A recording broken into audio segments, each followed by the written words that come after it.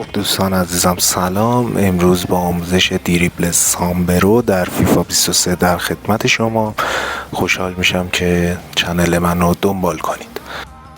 برای انجام این دریبل فقط کافیه آنالوگ سمت راست رو 2 بار به سمت جلوی بازیکن و 1 بار به سمت پشت بازیکن جهت بدید و میبینید که این دریبل حریف خراب کن برای شما انجام میشه و میتونید گل‌های خونه خراب کنی به حریفتون بزنید.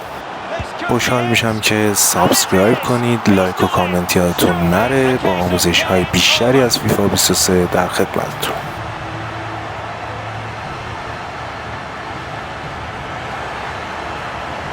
Well, here it is again. He goes so easily with just a drop of the shoulder, but there's still plenty to do from here.